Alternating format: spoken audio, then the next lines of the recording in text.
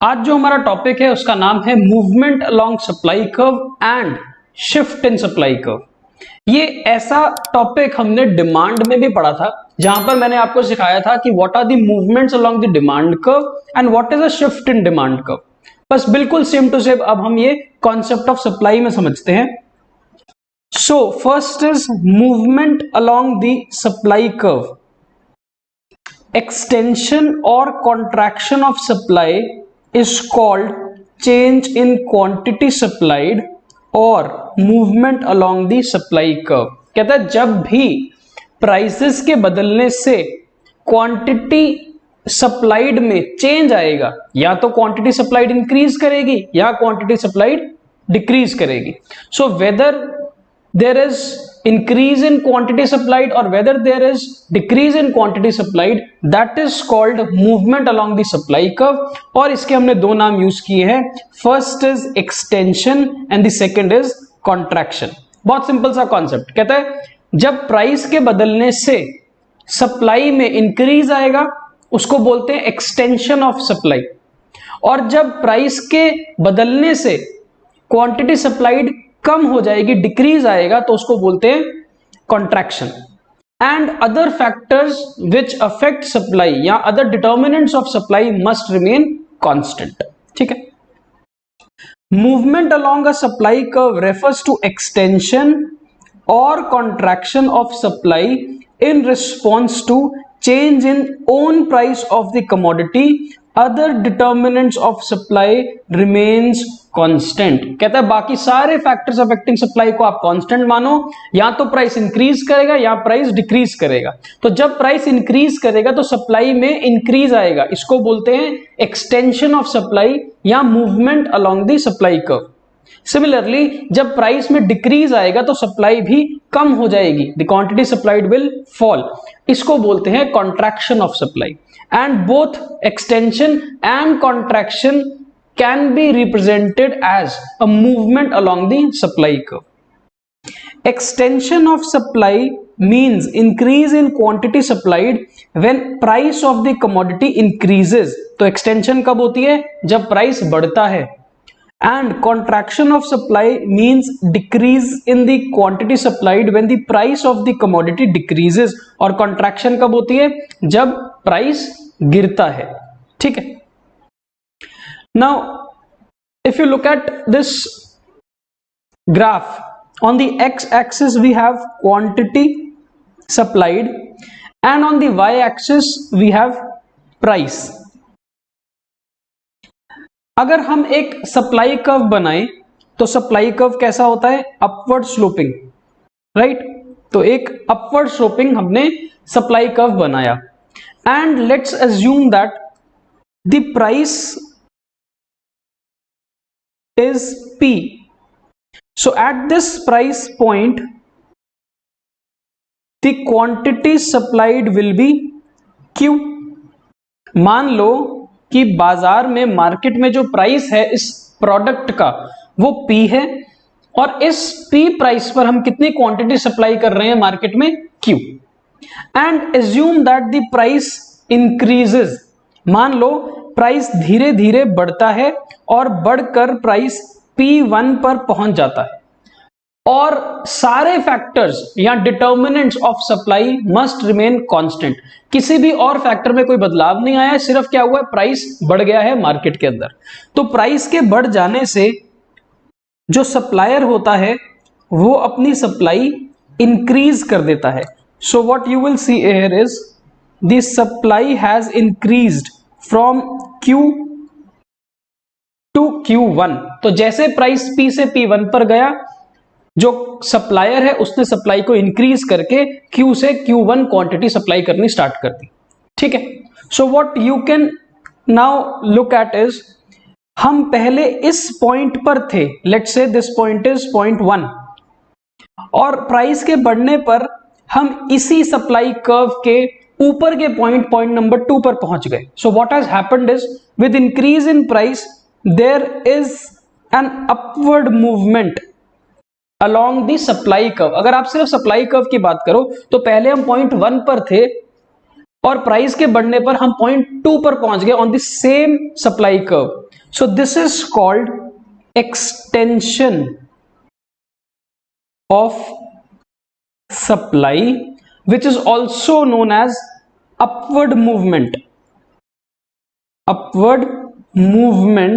along the supply curve. हम पहले नीचे के पॉइंट पर थे और बाद में हम ऊपर के पॉइंट पर चले गए. So this is extension of supply or upward movement on the supply curve, and it is because of only increase in price of the product. Similarly हम एक और सिचुएशन ले सकते हैं जहां पर हम ये कह सकते हैं कि लेट अस अज्यूम पहले प्राइस P था और पहले क्वांटिटी Q थी original, and what has happened in the market is the price has fallen. Price घट गया है और प्राइस गिरते गिरते P2 पर आ गया है. नाउ सिंस हम सप्लायर हैं, हम एक मैन्युफैक्चरर, हम एक प्रोड्यूसर हैं, हम एक बिजनेस हैं, और अगर बाजार में हमारे सामान की प्राइस कम हो जाएगा तो हम कम प्रॉफिट कमा पाएंगे और इसीलिए हम अपनी सप्लाई को भी रिड्यूस कर देंगे. So as a result of fall in price there will be a fall in quantity supplied, यानी कि पहले हम Q level of quantity supply करते थे, अब हम Q2 लेवल पर आ जाएंगे, which is obviously below the original level of supply. So what has happened is with the fall in price the supply has fallen. और पहले हम अगर पॉइंट 1 पर थे, अब हम पॉइंट 3 पर आ गए. So what has happened is there is a downward movement along the supply curve. इसको क्या बोलेंगे? इसको बोलेंगे कॉन्ट्रैक्शन ऑफ सप्लाई या फिर डाउनवर्ड मूवमेंट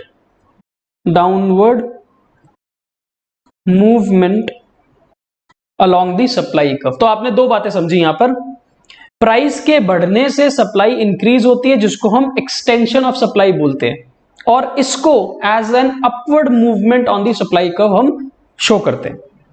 प्राइस के डिक्रीज होने से हमारी जो सप्लाई होती है वो कम हो जाती है, जिसको हम क्या बोलते हैं? Contraction of supply. सप्लाई कम हो गई, and it is also known as the downward movement on the supply curve. तो हम पॉइंट से नीचे की तरफ आ जाते हैं.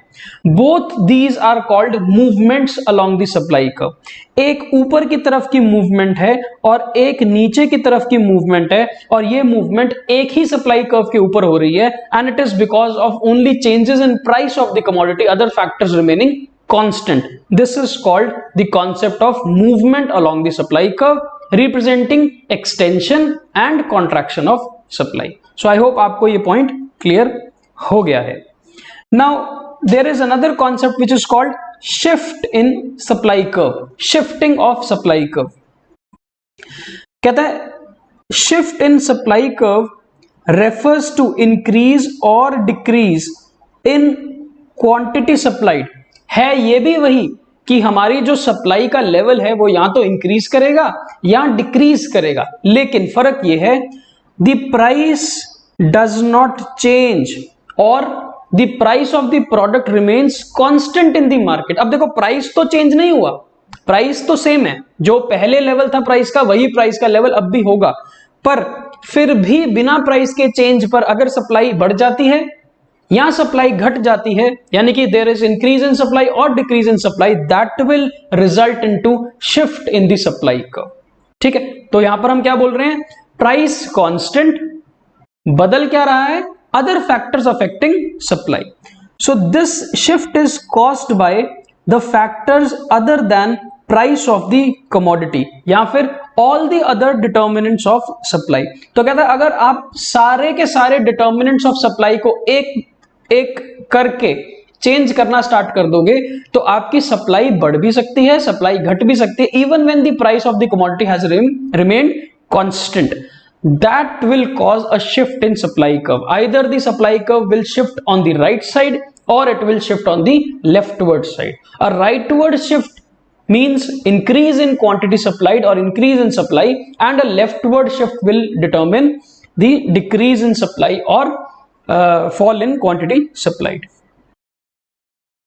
Increase in supply means a forward shift in supply curve. Forward shift को हम rightward shift भी बोलते हैं. That is, the quantity supplied increases even when the price has remained constant. तो प्राइस अगर कांस्टेंट भी रहता है फिर भी सप्लाई में बदलाव आ सकता है, और वो बदलाव क्यों आएगा? जब अदर फैक्टर्स अफेक्टिंग सप्लाई में चेंज होगा।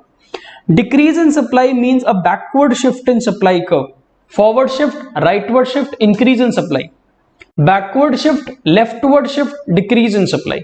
So quantity supplied will decrease even when the price has remained constant. तो इस बात को हम इस ग्राफ पर समझ सकते हैं। सो एज्यूम कर रहा हूं फिर से मैं, the quantity is on the x-axis, price is on the y-axis, and we have this supply curve.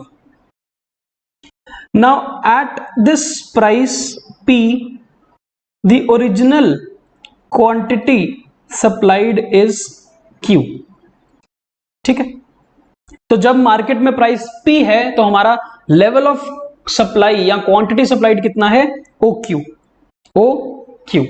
अब हम ये कह रहे हैं कि प्राइस में तो कोई बदलाव नहीं आएगा, यानी कि price will remain same, price P ही है, पर अदर फैक्टर्स अफेक्टिंग सप्लाई में बदलाव आ गया। एंड लेट्स से बाकी के जो फैक्टर्स जो सप्लाई को अफेक्ट करते हैं, डिटर्मिनेंट्स ऑफ सप्लाई, अगर उनमें फेवरेबल शिफ्ट आता है, फेवरेबल शिफ्ट मतलब which is favourable to the supplier, to the producer, अगर मेरे लिए कोई बेहतर चेंज आता है मार्केट के अंदर, तो मैं सप्लाई को इंक्रीज कर दूंगा। फॉर एग्जांपल सरकार की पॉलिसी में टैक्स रिड्यूस हो गया, या हमने एक ऐसी टेक्निक ऑफ प्रोडक्शन को, टेक्नोलॉजी को एडवांस कर लिया जिससे हमारी कॉस्ट ऑफ प्रोडक्शन रिड्यूस हो गई, या हमारे रॉ मटेरियल की कॉस्ट कम हो गई, या हमारे को सरकार सब्सिडी देना स्टार्ट कर देती है। Any of the other factors affecting supply में अगर फेवरेबल चेंज आता है तो हम क्या करते हैं? हम सप्लाई को इंक्रीज कर देते हैं। नाउ इसका मतलब क्या होगा? अगर सप्लाई इंक्रीज करेगी तो हमारी जो क्वांटिटी सप्लाइड है वो यहां पर आ जाएगी Q1 पॉइंट पर प्राइस तो बदला नहीं है। इसका मतलब सेम प्राइस पर भी हमारी क्वांटिटी अगर बढ़ रही है तो इसका मतलब हम कहीं ना कहीं एक नए सप्लाई कर्व पर पहुंच रहे हैं। एक बार फिर से बनाते हैं, हम एक नए सप्लाई कर्व पर पहुंच रहे होंगे। So what has happened is the price has not changed, yet there is increase in supply because of favorable changes in the market. As a result, the supply has increased and the price has remained constant. तो हम क्या होंगे? हम एक नए supply curve पर पहुंच जाएंगे। तो इसको बोलते हैं शिफ्ट इन सप्लाई कर्व। तो पहले हम SS कर्व पर थे और अब हम S1 कर्व पर आ गए हैं। तो हमारा सप्लाई कर्व शिफ्ट हो गया है, कौन सी साइड पर? राइट साइड पर। इसको बोलते हैं राइटवर्ड शिफ्ट और increase in supply due to other factors affecting supply, price remaining constant. ठीक है, तो ये है राइट शिफ्ट। अब हम एक सिचुएशन ऐसी भी तो ले सकते हैं कि there is unfavourable changes in the market. For example, जो प्रोडक्ट हम बेच रहे हैं बाजार के अंदर, सरकार ने उसके ऊपर टैक्स बढ़ा दिया है, या फिर जो रॉ मटेरियल की कॉस्ट है यानी कि कॉस्ट ऑफ प्रोडक्शन है वो हमारी इंक्रीज कर गई है। इन एनी सिचुएशन हमारे को कहीं ना कहीं अनफेवरेबल कंडीशन मिल रही है मार्केट के अंदर, और अनफेवरेबल कंडीशन जब भी सप्लायर की होगी वो सप्लाई को रिड्यूस कर देगा, प्राइस चाहे बाजार में सेम रहे। सो हम अब क्या कह रहे हैं कि क्वांटिटी सप्लाइड कम हो गई है, तो हम कहीं ना कहीं अपनी सप्लाई को कम कर रहे हैं, even when the price has remained constant. तो प्राइस अगर यही है और फिर भी हमने अपनी क्वांटिटी को कम कर दिया है तो हम इस पॉइंट पर होंगे, and this point obviously is not on the original supply curve, it is at a different supply curve. This is S2। तो हम इस पॉइंट पर हैं, सेम प्राइस पर भी हमने क्वांटिटी सप्लाई को कम कर दिया, there is decrease in supply. This is called a leftward shift in supply curve. तो हम ओरिजिनल सप्लाई कर्व से जब कंपेयर कर रहे हैं अपने नए सप्लाई कर्व को, तो हम लेफ्टवर्ड शिफ्ट की बात कर रहे हैं। So leftward shift is due to unfavorable changes in the market leading to decrease in supply even when the price has remained constant. तो आपने दो बातें समझी, पहला यहां पर था movement along the supply curve and ये वाले कर्व पे हमने क्या शो किया है, shifts in supply curve. Both are due to different reasons. Movement is because of changes in price only, other factor remains constant. Shifts are due to changes in other factors not price. ठीक है, तो या तो favourable shift या unfavourable shift. So this is the movement and shift in supply curve. So movement along the supply curve और shift in supply curve, एक बार हम graph पे फिर से समझते हैं। अगर हम मूवमेंट अपवर्ड की देखें तो इसको हम क्या बोलते हैं, एक्सपेंशन या एक्सटेंशन ऑफ सप्लाई, एक ही बात है। और अगर हम डाउनवर्ड मूवमेंट की बात करें तो इसको क्या बोलते हैं, कॉन्ट्रैक्शन या डिक्रीज इन सप्लाई और quantity supplied. And all this is because of changes in the price. तो प्राइस जब बढ़ता है एक्सटेंशन या एक्सपेंशन होती है सप्लाई के अंदर, और प्राइस जब घटता है, कम होता है, तो कॉन्ट्रैक्शन होती है सप्लाई के अंदर। Other factor remains constant. On the other side अगर आप दूसरा कर्व देखो तो पहले हमारा ओरिजिनल सप्लाई कर्व ये था, और अगर हमारे फेवरेबल चेंजेस आते हैं मार्केट के अंदर, प्राइस में कोई बदलाव नहीं आता। प्राइस हमारा पहले भी पी था, अब भी पी है, पर फेवरेबल चेंजेस होने के कारण हमारी क्वांटिटी सप्लाइड इंक्रीज कर जाती है। तो पहले हम Q क्वांटिटी पर थे, अब हम Q1 क्वांटिटी पे आ गए हैं, और प्राइस अगर सेम है तो आपको यहां पर नजर आएगा कि हम एक नए सप्लाई कर्व पर पहुंच गए हैं, जिसको क्या बोलते हैं, increase in supply, rightward shift in supply curve. And similarly if there is favourable और unfavourable changes in the market, जिसके कारण हमारे को सप्लाई कम करनी पड़ रही है, प्राइस रिमेन्स द सेम, तो हमारी क्वांटिटी सप्लाइड कम हो जाएगी बाजार के अंदर। एंड द क्वांटिटी सप्लाइड अगर कम होती है एट द सेम प्राइस, तो हम कहीं ना कहीं एक दूसरे सप्लाई कर्व पर होंगे which is lesser than the original supply. So this is again a leftward shift in supply curve which means decrease in supply और क्वांटिटी सप्लाइड। यहां पर फर्क क्या है, प्राइस में कोई चेंज नहीं आया है, अदर फैक्टर्स में चेंज आया है। तो इसको हम यहां पर पढ़ सकते हैं। ठीक है, तो अगर फेवरेबल चेंजेस आएंगे तो हमारी rightward shift in supply curve होगा, यानी कि हमारी सप्लाई इंक्रीज करेगी। और अगर अनफेवरेबल चेंजेस आएंगे in the factors affecting supply, तो हमारा लेफ्टवर्ड शिफ्ट होगा सप्लाई कर्व में, which means the supply will decrease. तो कहीं ना कहीं सप्लाई हमारी कम हो जाएगी। Price remains constant, it is only the other factor affecting supply that causes increase or decrease in the supply curve or shift in supply curve। और इस तरह अगर हम पढ़े, there is only change in the price of the commodity causing contraction or expansion or extension, other factors will remain constant। तो एक तरफ price में बदलाव है, अदर फैक्टर्स कांस्टेंट है, और दूसरी तरफ अदर फैक्टर्स में चेंज है, प्राइस कांस्टेंट है। ठीक है,